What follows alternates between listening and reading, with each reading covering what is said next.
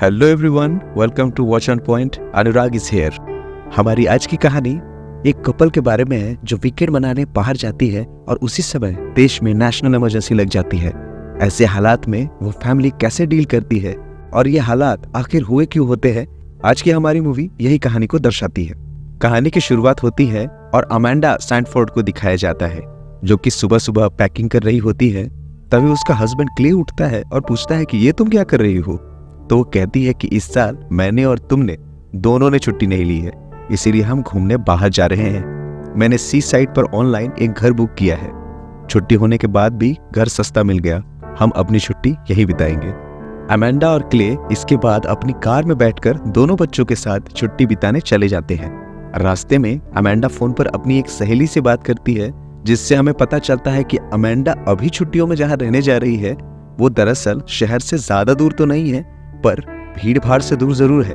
हमें उसके दोनों बच्चों रोज और आर्ची को भी दिखाया जाता है जो कि बिल्कुल ही टेक फ्रीक है।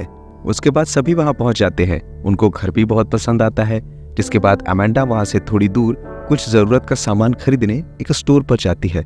जब शॉपिंग का सामान अमेंडा कार में रख रही होती है तभी वहां पर उसे एक आदमी दिखाई पड़ता है जो कि बहुत सारे पानी के कैंस और खाना रख रहा होता है। जिसके बाद सामान लेकर अमेंडा वापस आ जाती है और पूरा परिवार बीच पर घूमने जाता है, जहां पर घूमने के बाद सब लोग आराम करने लगते हैं। तभी रोज कहती है कि वो देखो कितनी बड़ी शिप है और ये हमारी तरफ ही आ रही है। क्ले कहता है कि ये कोई ऑयल की शिप लगती है, हो सकता है आसपास कोई पोर्ट हो। थोड़ी देर बाद वो शिप बिल्कुल ही सामने आने लगती है और किनारे की तरफ बढ़ने लगती है। सभी डर के इधर उधर भागने लगते हैं और जहाज किनारे से टकरा जाती है। क्ले निकलते वक्त सिक्योरिटी ऑफिसर से पूछता है ये सब क्या हो रहा है ऑफिसर। तो ऑफिसर बताता है कि ये अकेली शिप नहीं है बल्कि कुछ और शिप्स के साथ ऐसा ही हुआ है।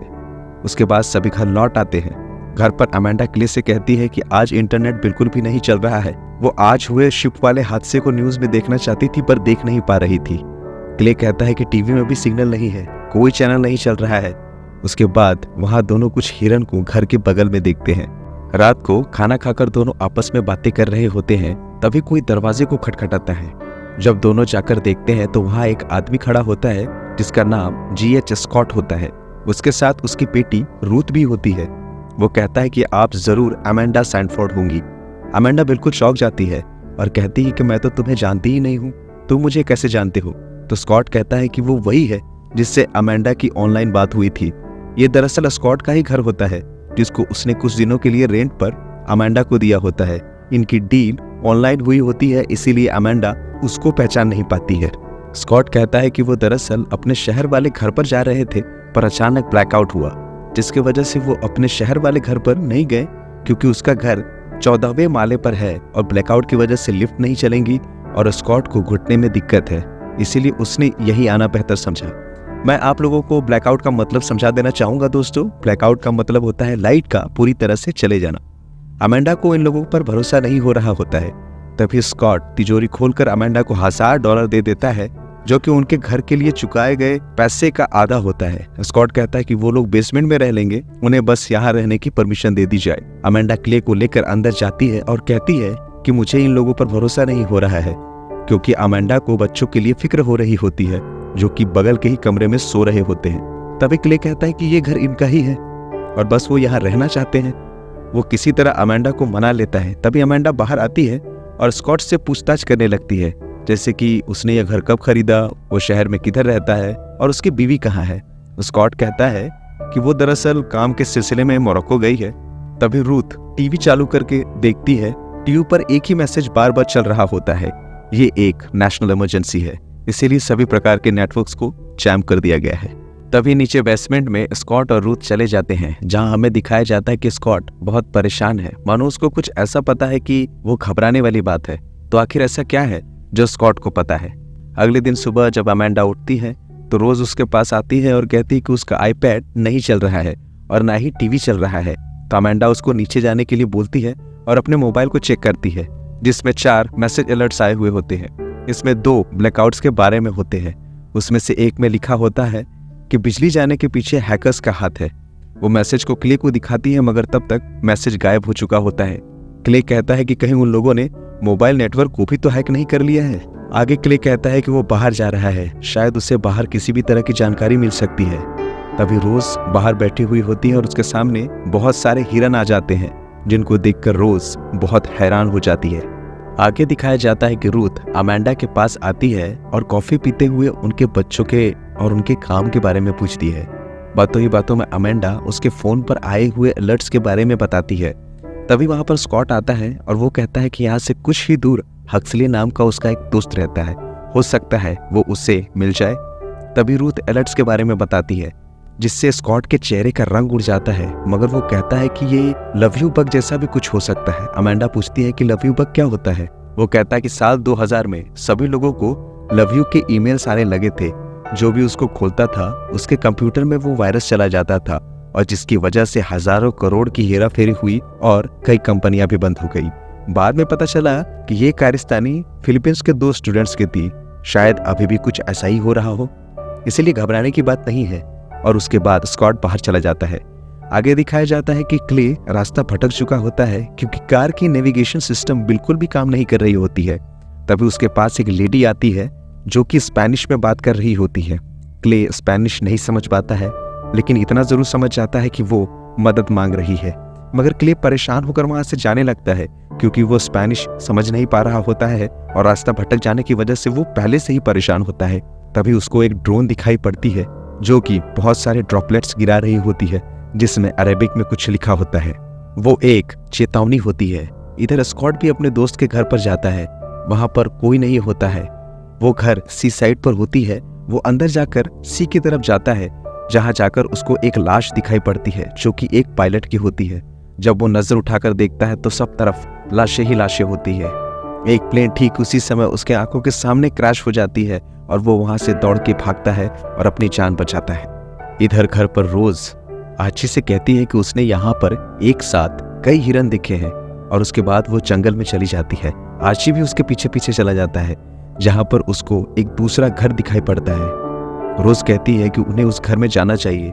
उसी समय आर्ची को एक कीड़ा काट लेता है और उसके पाँव में जख्म हो जाता है, जिसकी वजह से वो दोनों वापस घर आ जाते हैं। स्कॉट घर लौटकर आता है। वो पूरा गीला होता है। रूथ पूछती है कि क्या हुआ, तो स्कॉट झूठ बोलता है कि वो पूल में गिर गया था।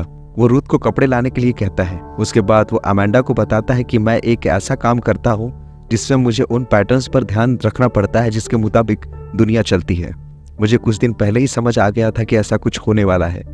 मेरे दोस्त के घर पर कोई भी नहीं था।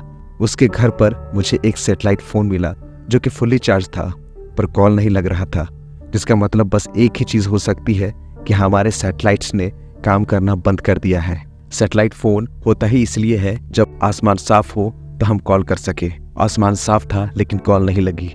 अमेंडा कहते हैं कि ये सब लव यू बग जैसा भी तो कुछ हो सकता है। तो स्कॉट बताता है कि उसने एक प्लेन को उसके आंखों के सामने क्रैश होते देखा है, और ऐसे कई लाशें और प्लेन उस जगह पड़े हुए थे।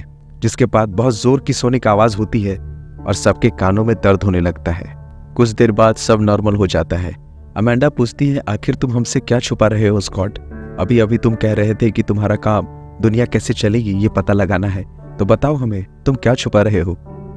वो बहुत डर जाती है। स्कॉट कहता है कि हमें क्ले का इंतजार करना चाहिए, पर अमेंडा बहुत डर जाती है। वो घबराने लगती है। तभी अमेंडा को याद आता है कि उसने शॉप में एक आदमी को देखा था जो कि बहुत सारा खाना और पानी अपने गाड़ी में लोड कर रहा था। स्कॉट बोलता है कि उस आदमी की कहीं दाढ़ी तो नहीं थी। उसका नाम डैनी है। वो मेरे घर को रेनोवेट करने वाला कॉन्ट्रैक्टर है। उसके लिए ऐसी शॉपिंग करना आम बात है। अमेंडा कहती है कि ऐसा लगता है जैसे उसको पता था कि क्या होने वाला है। तभी वहां क्ले आता है। अमेंडा उससे गले लगा लेती है और वो बताता है कि वो रास्ता भटक गया था। एक ड्रोन ने उसके ऊपर ड्रॉपलेट्स गिराए। वो उसमें लिखे हुए चीज को दिखाता है। तभी आर्ची कहता है, अमेरिका की मौत। इसमें लिखा है अमेरिका की मौत। मेरे एक गेम में यही लिखा था, बाकी का मतलब तो मैं आपको नहीं बता सकता। इतना सुनने के बाद अमेंडा और क्ले अपने बच्चों के साथ कार में बैठने लगते हैं और जाने लगते हैं। स्कॉट कहता है कि बाहर जाना सेफ नहीं है, पर वो लोग नहीं सुनते हैं और चले जाते हैं। आगे रास्ते में कुछ दूर चलने के बाद उन्हें ट्रैफिक जैम दिखाई पड़ती है, जो कि बहुत लंबी होती है, जो कि ऑटो ड्राइविंग कार्स की होती है। दोनों बाहर निकल के देखने लगते हैं और अमेंडा समझ जाती है कि कुछ न कुछ तो गड़बड़ जरूर है। तभी पीछे से एक के बाद एक कार्स आने लगती है और टकराने लगती है और बड़ी मुश्किलों से अमेंडा और क्ले बचते हुए वापस स्कॉट के पास आ जाते हैं। शाम को अमेंडा और स्कॉट साथ बातें करते हुए ड्रिंक करते हैं। स्कॉट अमेंडा को समझाता है कि कैसे पूरी दुनिया को कुछ पावरफुल लोग मैनिपुलेट करते हैं। वो अपने एक दोस्त के बारे में बताता है जो कि पेंटागन की सीक्रेट कामों को हैंडल करता है। जब वो उससे आखिरी बार मिला था तो उसे उसके लिए बुरा लग रहा था। उसने उससे कहा था कि अपना ख्याल रखना। उसे ऐसा कुछ होने के बारे में पहले से ही पता चल चुका था। उसके बाद दोनों करीब आ जाते हैं पर अपने पार्टनर्स को धोखा नहीं देते। वो एक साथ डांस करते हैं। दूसरी तरफ रूथ क्ले से बात करती है, जहां पर बातों बातों में वो बताता है कि जब वो घर से बाहर गया था तो उससे एक लेडी मिली थी जिसको उसकी मदद चाहिए थी, पर क्ले ने मदद नहीं की और वो वहां से चला गया। तभी वहां पर फिर से सोनिक आवाज गूंजती है और इस बार साउंड इतनी जोरदार होती है कि घर के शीशे भी टूट जाते हैं। रात में दिखाया जाता है कि सब तरफ डर का माहौल है और सभी लोग डर के साथ सो रहे हैं। सुबह उठकर आर्ची अपने एक दांत को देखता है जो कि टूट जाता है। उसके बाद उसके सारे दांत टूटने लगते हैं। स्कॉट पूछता है कि ये तुम्हें क्या हो रहा है आर्ची? आर्ची कहता है कि उसे जंगल में एक कीड़े ने काटा था। हो सकता है शायद वो उसी का इन्फेक्शन हो जिसकी वजह से ये सब कुछ हो रहा है। स्कॉट कहता है कि उसे चलकर डैनी से मदद मांगनी चाहिए। अमेंडा ने खुद उसे बहुत सारे सामान को शॉप से खरीदते देखा था। उसके पास जरूर कोई ना कोई मेडिसिन होगी, कोई ना कोई एंटीबायोटिक होगी।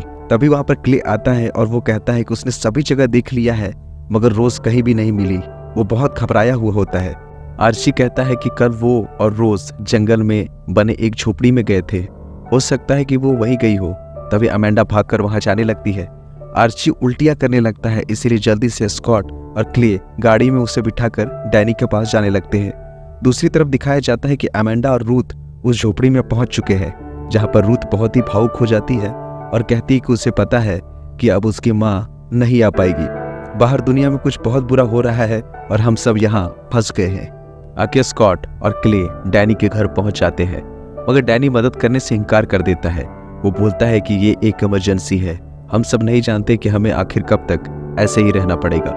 क्ले कहता है कि मेरे बेटे की तबीयत ठीक नहीं है, उसके दांत गिर रहे हैं। डैनी कहता है कि ये सब उस सुपरसोनिक आवाज की वजह से हो रहा है।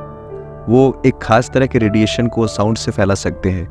इन सब के पीछे शायद कोरियंस का या फिर चाइनीज का हाथ है। कुछ दिनों पहले क्यूबा में भी कुछ लोगों के दांत ऐसे ही गिरे थे। ये एक जंग है स्कॉट। हमारे देश अमेरिका ने बहुत सारे दुश्मन बनाए हैं। ये उन्हीं दुश्मनों में से किसी एक का काम है। मैं तुम्हारी कोई मदद नहीं कर सकता।